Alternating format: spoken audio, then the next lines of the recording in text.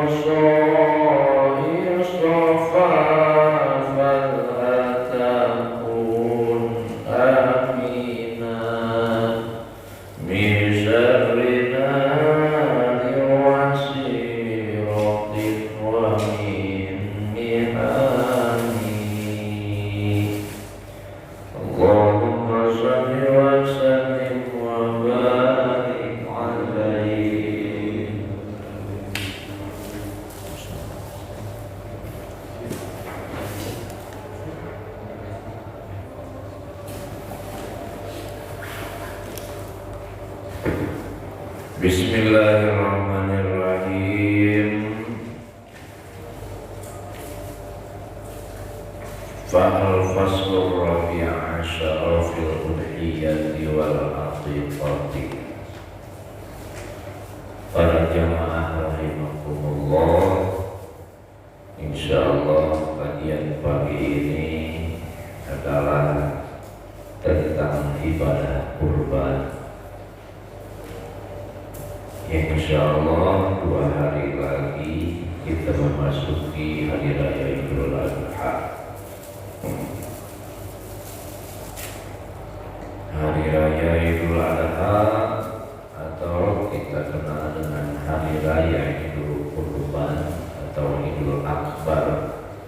lebaran besar. Karena kalimat adha sendiri itu kan artinya lebaran. Adha itu diambil dari kata udhiyah. Udhiyah itu artinya kurban. Itu. Jadi hari raya yang mana di dalamnya disyariatkan, disunnahkan untuk beribadah kurban. Allah berfirman dalam Al-Quran, fasalli li rabbika wanhar. Fasalli, salatlah kamu, li rabbika, karena Tuhanmu, wanhar, dan ibadah kurbanlah kamu. Nah, salat dulu, salat sunnah Id. Setelah itu baru melaksanakan ibadah kurban. Jadi jangan sebelumnya. Ini dari ayat ini bisa disimpulkan bahwa di antara sahnya kurban itu dilaksanakan setelah sholat. Jadi lain dengan zakat fitrah. Kalau zakat fitrah malah sebelum sholat.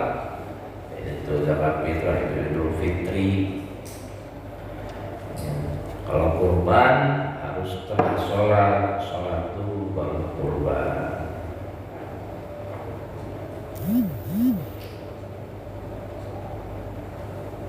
Makanya Rasul pernah bersabda, man kana dzabaha qabla sholati falyumid.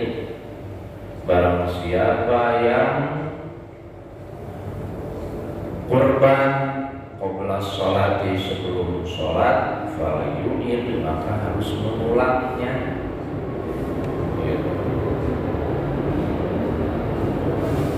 Harus mengulang apa? Mengulang kurbannya, berarti tidak sah.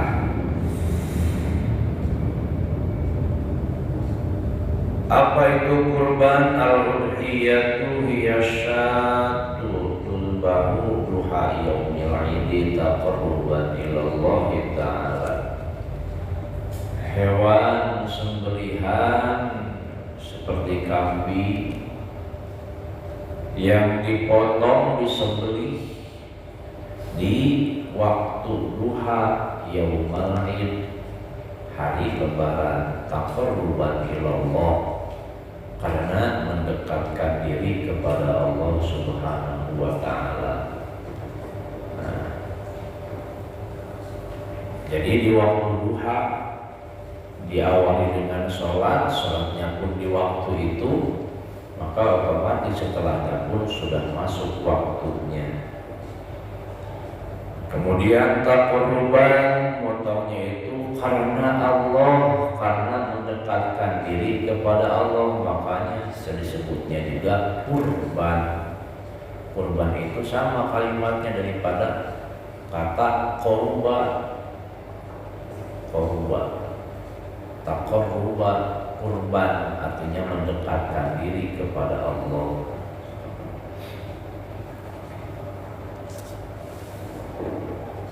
Hukmuha al-udhiyatu sunnatun wajibatun ala ahli kulli baiti muslimin qadar ahluhu alaiha. Hukumnya adalah sunnah muakkad, itu bagi ahli setiap rumah. Bagi ahli setiap rumah, maksudnya setiap rumah ada berapapun orangnya, berarti setiap kepala. Sunnah muakkadah, ada anggota keluarga 7 orang, berarti sunnah 7 kali kurban, gitu. 7 kurban ala ahli kulli baiti muslimin. Bapaknya mampu, bapaknya. Setelah itu istrinya yang mampu, setelah itu anaknya yang mampu. 1 tahun semuanya mampu, udah 7 orang, 7 ekor. Qadara ahluhu alaiha, yang mana yang ahlinya mampu untuk kurban, sunnah kurban.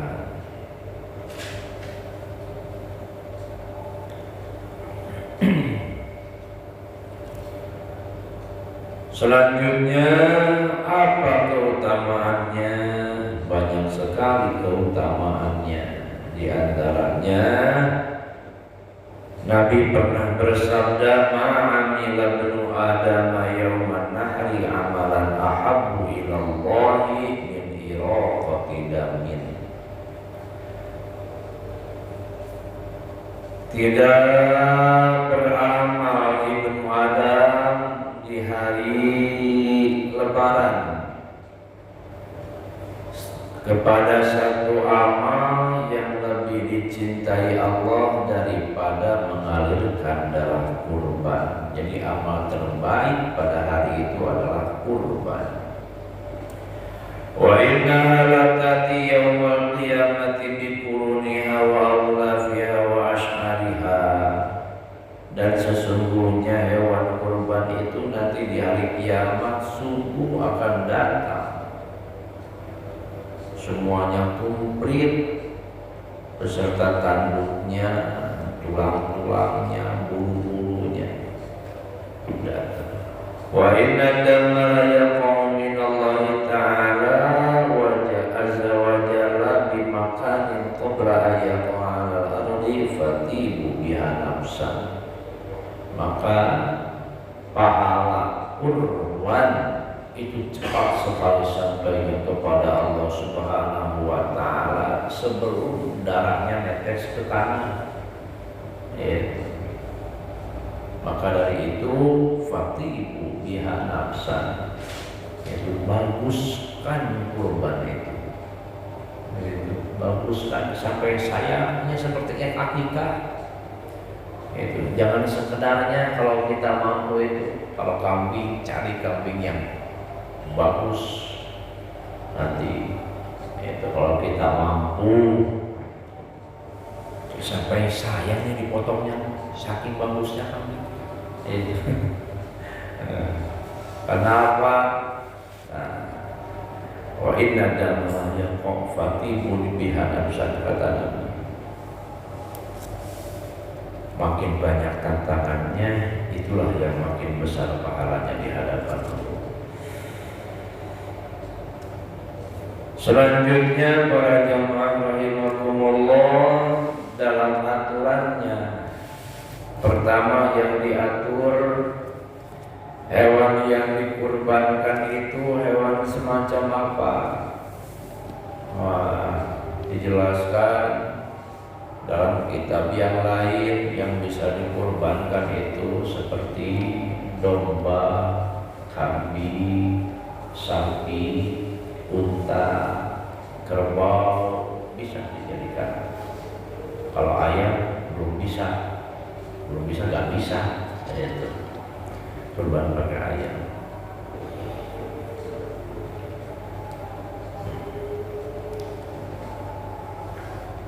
La yujzi'u fil udhiyati min ad-dhani. Kemudian aturannya yang pertama domba aqallu min al-jad'i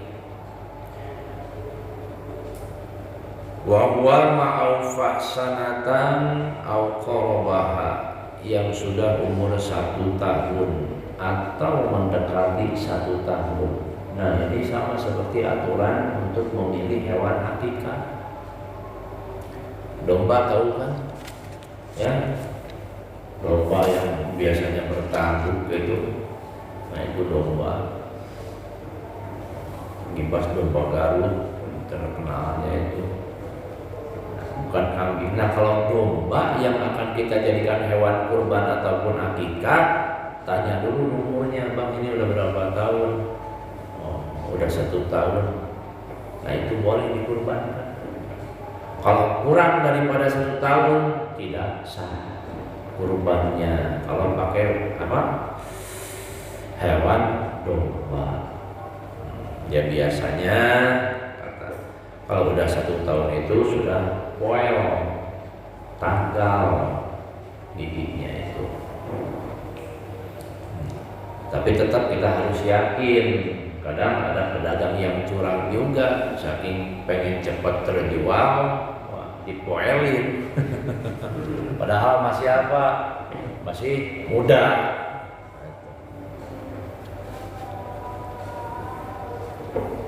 Wa fi ghairil dhani minal ma'zi. Kemudian dari selain domba seperti kambing, kambing Jawa, wal ibili, unta, wal baqari, dan seperti sapi, la yujzi'u aqallu minas thaniyi wa huwa fil ma'izi ma'aufa sanatan wa dakhala fis thaniyati. Kalau untuk kambing itu harus lewat usia 1 tahun, bahkan mau masuk usia 2 tahun. Nah, itu untuk kambing. Ada khalafitanya. Kalau wafil ibili, kemudian ibil, unta ma'aufa arba'a sanawatin wa dakhala fil khamisati. Kalau kurban yang pakai unta umurnya 4 tahun, masuk ke 5. Wah, berarti harus ada akte itu pas lahir biar tahu. Lahir ya. Jadi nanti kalau kita pilih-pilih mau miara kambing, hewan-hewan yang bisa dikurbankan, sebelum membeli itu tanya dulu ini umurnya berapa. Nah, nanti ketika kita rawat, kita piara, tahu nih ini udah berapa tahun nih, udah siap dikurbankan apa belum. Gitu. Ma'aufa bahasan awatin. Wafil baqari, kemudian sapi usianya ma'aufa sintaini wa dakhala fi thalithati, 2 tahun lebih sapi itu umurnya. Kayaknya jarang yang nanya, udah percaya aja lah sama tukang sapi. Ya, tapi kalau mau itu kita pengalaman tanya ini umurnya berapa. Tapi kadang ada tukang sapi yang jawab tahu ya. Taunya udah gede aja. Jadi jangan dilihat gedenya. Padahal di sini syaratnya itu adalah umur. Cuma biasanya kalau udah berumur itu memang gede badannya kalau dikasih makan. Dan kalau dikasih makan mah tetap aja kurus. Nah, nanti keutamaannya, ada keutamaannya. Di samping umurnya cukup, dagingnya pun banyak, nyari yang gemuk. Nah, di sini nggak ada yang gemuk kayaknya, berarti belum siap dikurbankan. Termasuk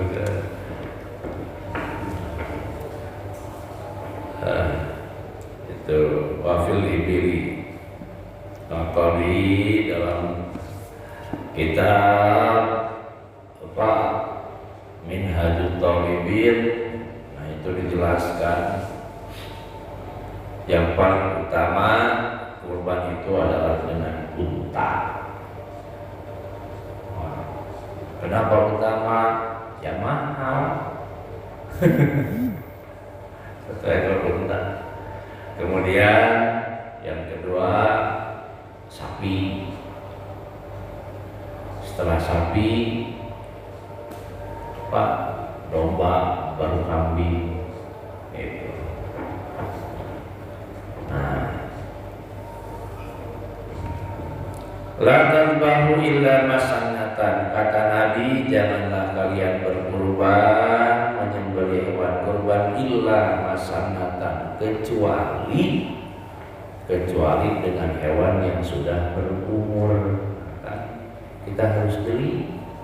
Sama akikah juga, jangan main pesen-pesen aja. Itu mentang-mentang udah banyak iklan nempel paket. Itu paket akikah dari mulai 700.000 ada, 1,5 juta ada. Itu ini murah nih 700.000. udah jadi nasi kotak. Kita pikir 700.000 kambingnya segede apa? Itu udah pakai nasi lagi. Itu akikah dengan harga yang 2 juta aja, misalkan kalau dengan harga normal kalau pesan itu, terus udah jadi nasi, itu masih ragu kambingnya segede apa. Karena sepengalaman saya kalau nyari-nyari kambing kambing untuk akikah yang cukup itu harganya di atas itu. Yang murah buat kambing guling yang masih muda-muda. Jadi teliti supaya ibadah kita sah. Setelah sah yang harus diterima. Teliti, jangan main mentang-mentang udah gampang, online juga tinggal pesen, misalkan layanan akikah, dilihat dulu pilih. Bahkan kita pilihin kalau untuk kambing itu, apalagi untuk akikah, nyari yang cakep. Nah ini yang mau dipotong. Kalau perlu kita nyaksiin pemotongannya, itu sunnahnya. Illa ya'suru alaikum fatatbahu jal'atan minal-dhani wal masanatu minal an'ami ya thaniyatu. Selanjutnya salamatuha la yujzi'u fil udhiyati siwa salimati min kulli naqsin fil khalqatiha. Tidak cukup kurban kecuali dengan hewan kurban yang selamat dari segala kekurangan fi khalqatiha, kekurangan dalam penciptaannya. Jadi harus yang mulus, tapi mulusnya dari kodratnya, dari lahir. Fala tujzi'u al-amrahu, tidak sah kurban dengan hewan yang buta, tapi butanya dari awal, dari lahir udah buta. Kalau udah gede misalkan, udah saat awalnya nggak buta, tapi karena kecelakaan buta, nggak masalah dijadikan kurban. Itu kalau dari lahirnya kurban itu yang enggak sah. Boleh dipotong. Kalau yang dari lahir buta boleh dipotong, tapi bukan untuk kurban. Apa? Meliwat karikan. Walal arja, kemudian tidak sah dengan hewan yang pincang. Ya, pincangnya dari mana? Ya dari lahir. Kalau kecelakaan nggak masalah.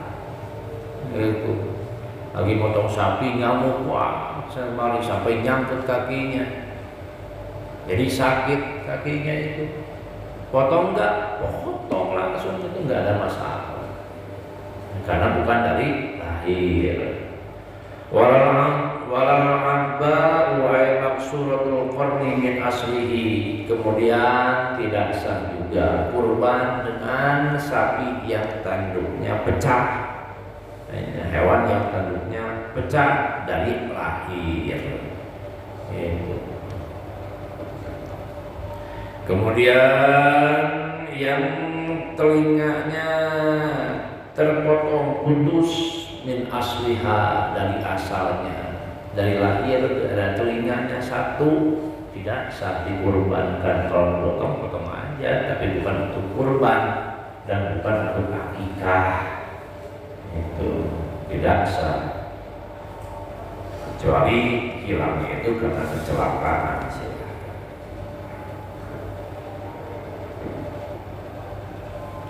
Walau maridatu walau ajfa'u, kemudian tidak sah kurban dengan hewan yang sakit meriang. Kenapa? Kena COVID. Itu Al-Maridat jangan yang meriang gitu. Tuh, dikrop dulu, kalau udah sembuh baru. Pas hari pertama meriang, tunggu barangkali sembuh sampai hari tanggal 13 Tasrik, diurut terus, kasih obat jamu, dibuat, beliin oksigen sampai takut enggak.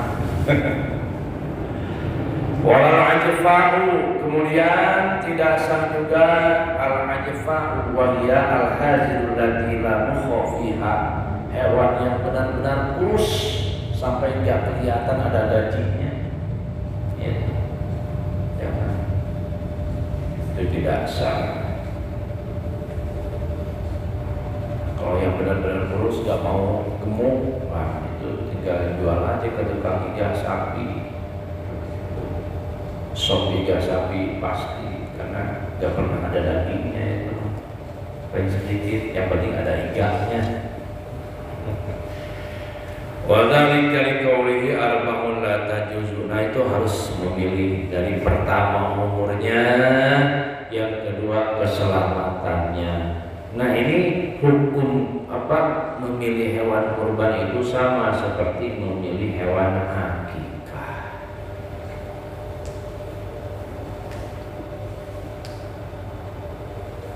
Waktu tadbiha, kemudian waktu penyembelihannya, waktu tabhil udhiyati sobaha yaumil idi ba'da sholati, waktunya adalah pagi di hari lebaran setelah melaksanakan sholat id.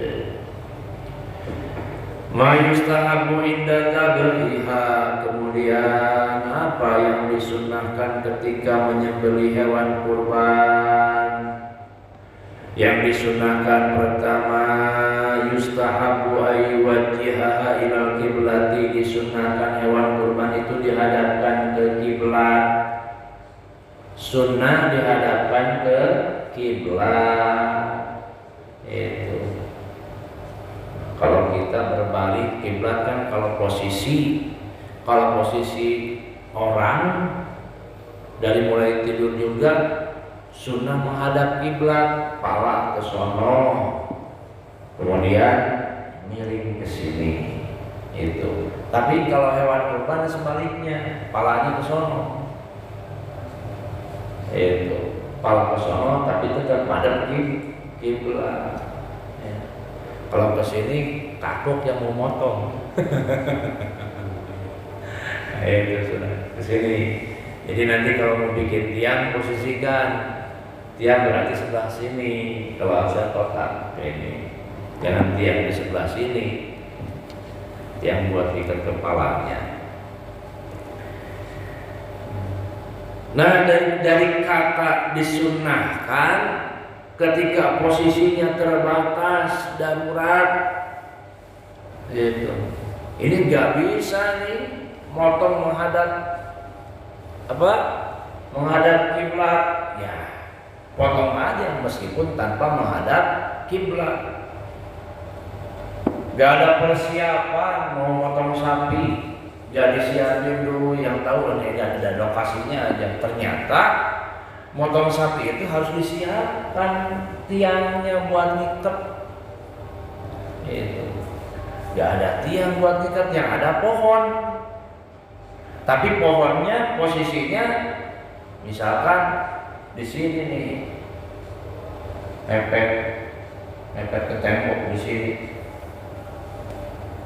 Kalau ngikat di sini dipaksakan menghadap kiblat, aduh sempit. Itu sempit buat potongnya, atau di sono posisi tiangnya, posisi pohonnya itu mepet ke tembok sana. Dipaksakan menghadap kiblat, gak ada lahan, gak apa-apa, miring mau menghadap kemana saja juga, karena hukum menghadapkan ke kiblat itu sunnah. Jangan dipaksakan sampai jadi lama, motongnya itu merenguyinnya itu susah sampai kasihan. sapinya itu. Nah, jangan seperti itu. Karena apa? Menghadapkan ke kiblat pun hukumnya sunnah. Makanya dari awal kadang ada kejadian seperti itu. Saya pun pernah itu motong di satu tempat itu, padahal ada posisi yang enak di situ, ada pohon yang kuat untuk ngikat, hanya kalau di situ nggak menghadap kiblat. Karena yang punya hajat di situ pengennya tetap harus menghadap kiblat, ya ternyata pakailah ada tiang itu, tiang yang biasa digunakan buat badminton net, tapi di tengah. Ternyata dari situ tuh jauh ke tanahnya. Yang udah nggak kuat dipaksain, masya Allah. Ya, yang namanya kita tugasnya cuma potong doang, dilihatin aja, nggak masuk saran. Akhirnya apa? Sapi itu proses ngerubuhinnya lama, udah baret-baret, udah pernah jatuh bangun lagi. Makanya kata saya itu kalau di situ enak. Gitu. Makanya nanti kalau sudah disiapkan tiang ini sesuai dengan posisinya, tenang. Ngerubuhin sapi itu ikat dulu, si kepalanya itu pepetin ke tiang. Udah pepet ke tiang baru ikat yang kencang. Belum siap dirubuhin, tenang, dilus terus saja terus sampai tenang. Kalau misalkan kepalanya udah mepet ke tiang, nah nanti begitu jatuh pun gak bakalan lari kemana-mana. Udah di situ. Gagal sekali, jangan langsung main rubuhin lagi, tenangin dulu. Sihatul wakalah. Nah, setelah itu ayaqulu, setelah menghadapkan hewan kurban ke kiblat, baca yang mau menyembelih itu.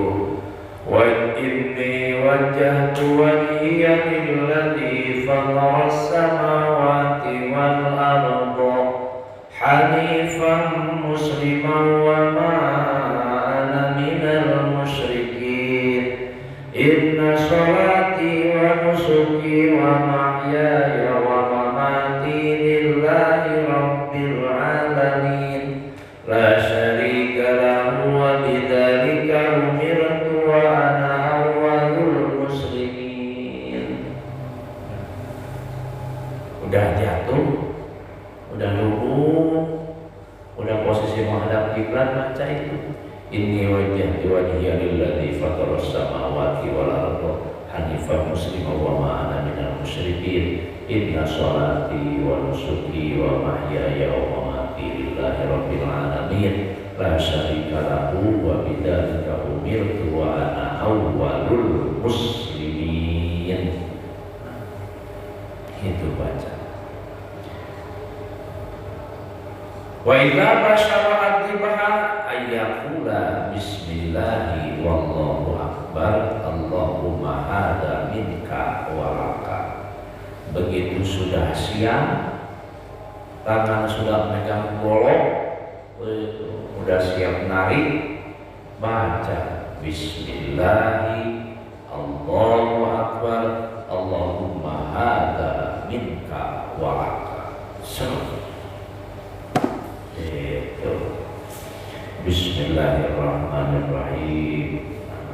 Terus tambahnya setelah ini, ketika selama proses penyembelihan di situ sunnah takbir. Yang nonton bukan hanya ribut aja, siap. Yang lain fokus megangin, yang cuma nonton mendingan baca takbir. Allahu Akbar, Allahu Akbar. Banyak nanti pun disiapin di lokasi pemotongan itu, siapin speaker portable. Jadi ada satu orang yang terus saja memimpin takbir sama itu.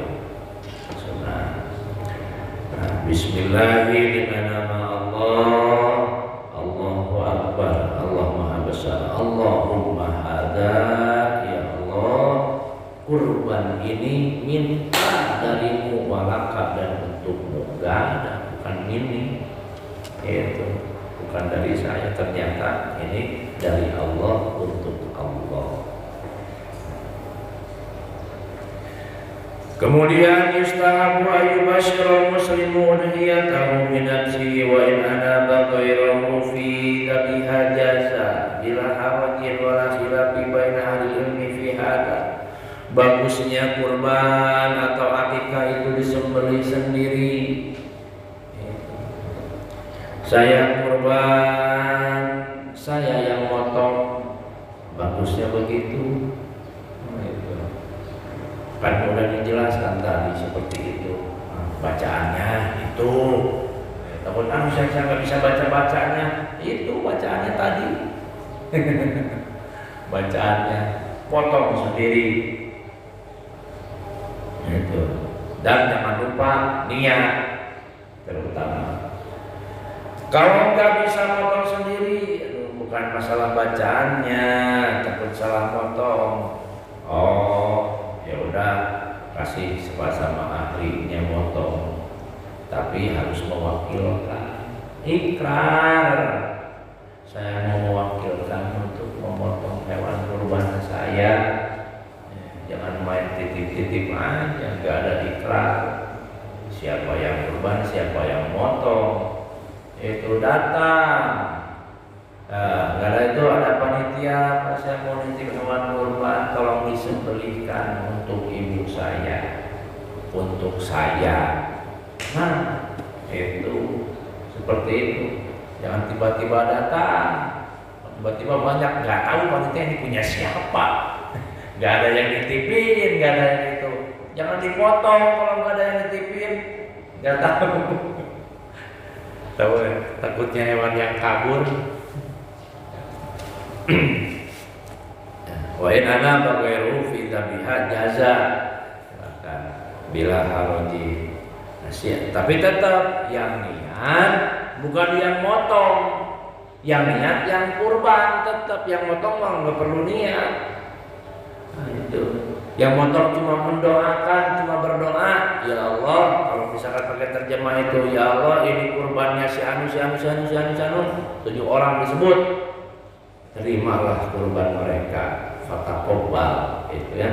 Allahumma hadza, kurban ini, kurban si anu, mudah-mudahan diterima. Nah, yang lain, makanya di situ peserta kurban itu sunnah menyaksikan sembelihannya sambil disertakan niat.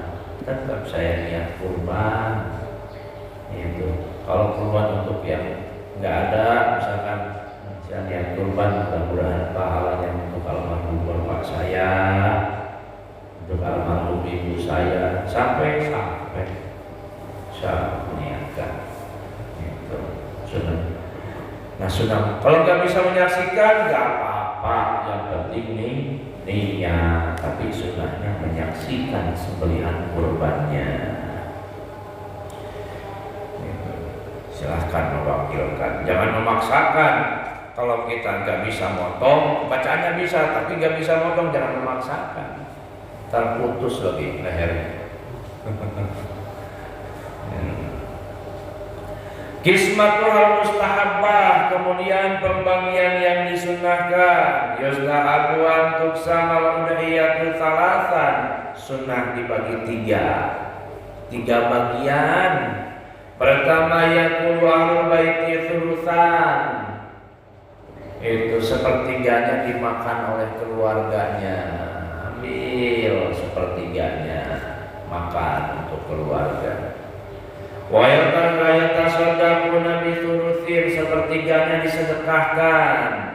Wa yuhduna li asdiqaihi ma thulutsal akhar, sepertiganya dihadiahkan kepada kerabat-kerabatnya. Itu sunnahnya. Ada sedekah, ada hadiah. Apa bedanya? Kalau hadiah berarti bagi yang berprestasi katanya. Oh, berarti harus lomba dulu sebelum motong. Apa? Kalian kan udah badminton juara, kasih daging sapi. Bukan begitu.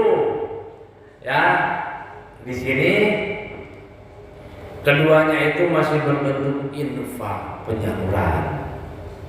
Berbedanya yaitu kalau sedekah itu diantar tandanya, kalau hadiah dipanggil. Itu. Jadi kalau misalkan ngasih kupon pada datang, itu namanya hadiah. Kalau kita langsung diantar ke pintu-pintunya, digantungin, itu. Kalau nggak ada orang digantungin, tapi nanti hati-hati dimakan kucing. Nah, itu namanya sedekah. Nah, ini mustahabah, pembagian itu bukan wajib. Pembagian seperti itu. Nah, kalau tadi disebutkan misalkan dimakan sepertiga oleh keluarganya, sepertiga sedekah, sepertiganya dihadiahkan. Nah, kita ini mungkin kurang berlaku yang seperti itu, biasanya dibagi rata aja semua, gak masalah. Ya, seperti yang itu. Nah, kemudian wa yajuzu ayatasaddaqu biha kullaha, boleh disedekahkan semuanya. Keluarga gak makan, gak ada yang dihadiahkan, ini sedekah boleh. Yang gak ada kerabat, yang ada tetangga, semua di sini itu. Nah, sedekahkan semua. Kama yajuzu alla yahdaru minha syai'an, seperti boleh tidak dihadiahkan satu pun, sedikit pun. Jadi sama, silakan. Tuh gampang pembagiannya. Kalau sekarang itu waktu sekarang udah gampang sekali untuk keluar. Ujratu jaziriha min ghairiha, itu sebagian. Barangkali ada yang mau ditanyakan, silakan.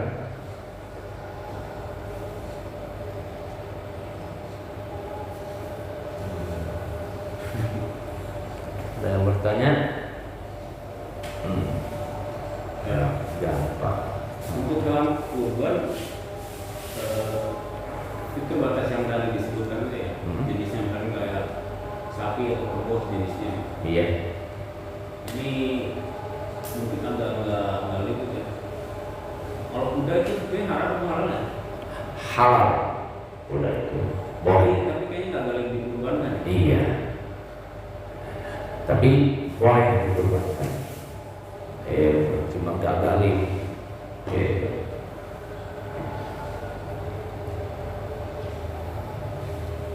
Ada lagi?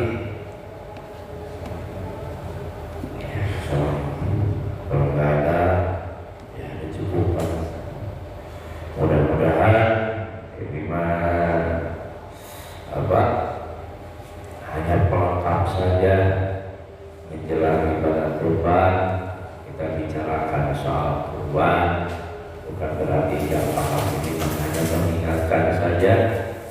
Insya Allah mudah-mudahan cita-cita kita melaksanakan ibadah Idul Adha dari sholat sampai ibadah kurbannya diberikan kelancaran oleh Allah Subhanahu wa Ta'ala, berkah dan banyak sekali hikmahnya dari kejadian kurban pada